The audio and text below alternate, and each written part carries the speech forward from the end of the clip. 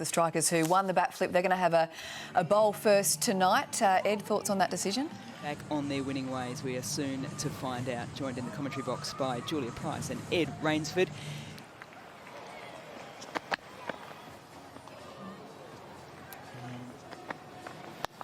Yeah, gets it a better line, but the length was not good enough, and Elise Perry just continues on the form that we've seen right from the start of WBBL 09. As Perry gets it very fine, because Barnsby's square, she picks up the boundary to finish off the first over. Oh, inside edge, it goes past leg stump, and that will be Perry's second boundary. Yeah, through. And it's all about footwork there from Perry.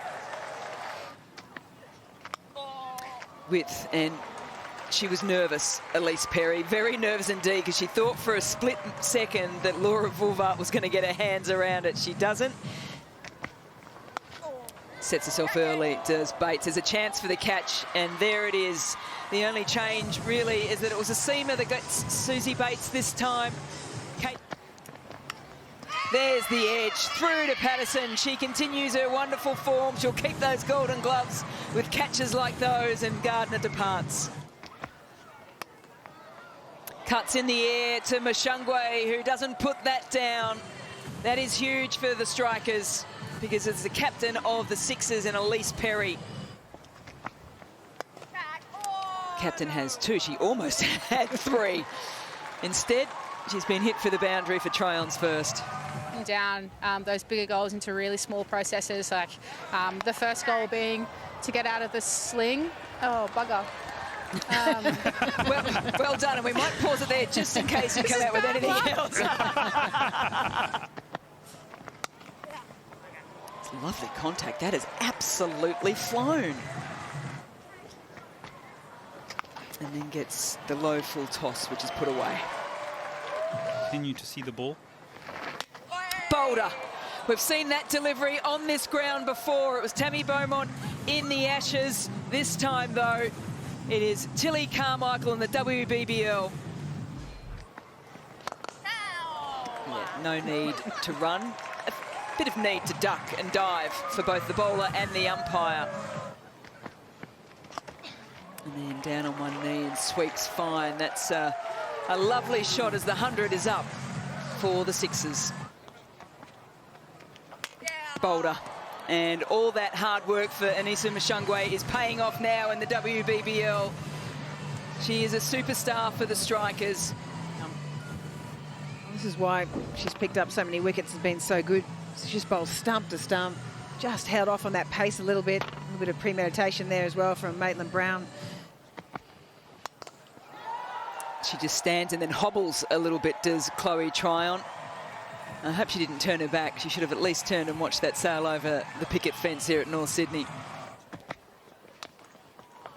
Oh, well, she's been caught out this time. The first time when she did the injury, she managed to get the right foot back in the splits. The second time around, though, maybe because of the injury, she can't get the right toe in.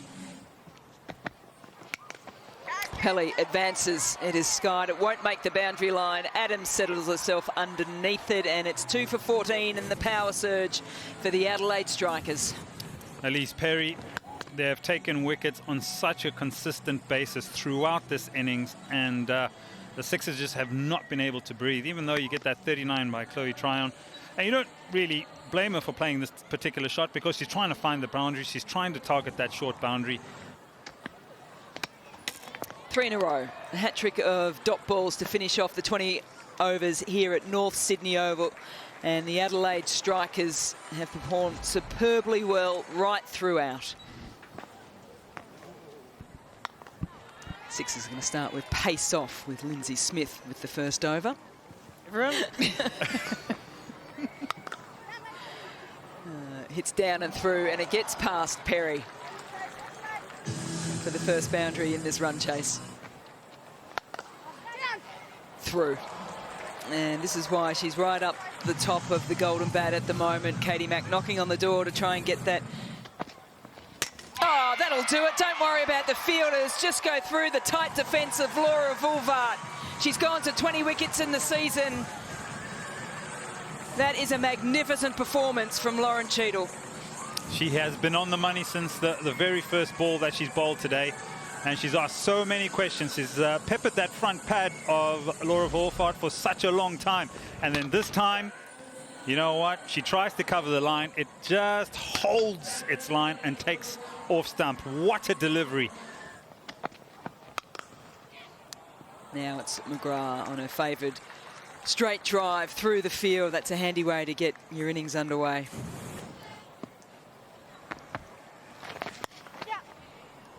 Yeah, does well there. Smith is after it, but really she can give up early. Areas that people play them.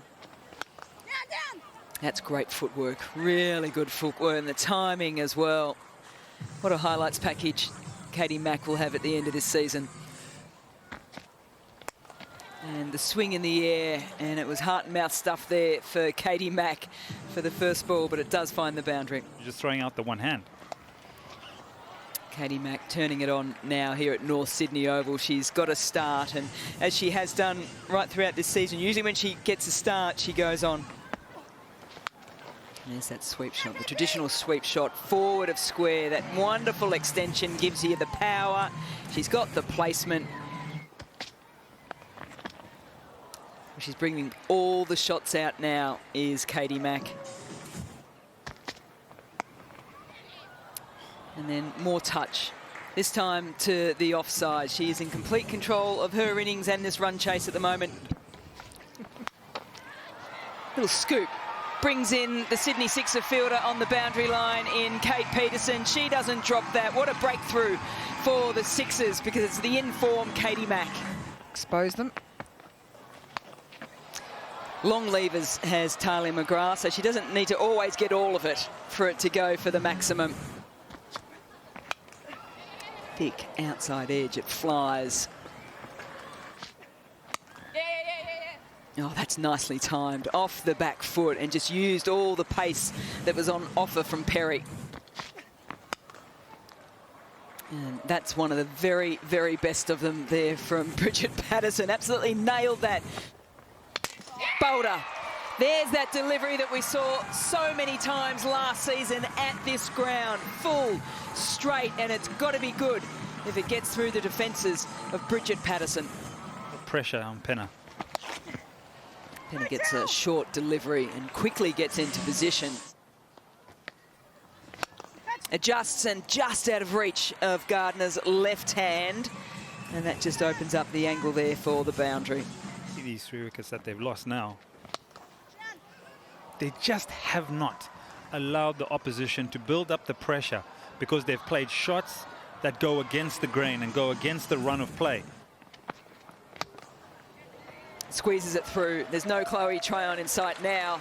The ball goes over the boundary line. The Adelaide Strikers get their win. That's back-to-back wins for them. That has ensured that they will make finals. Likewise, the Perth Scorchers.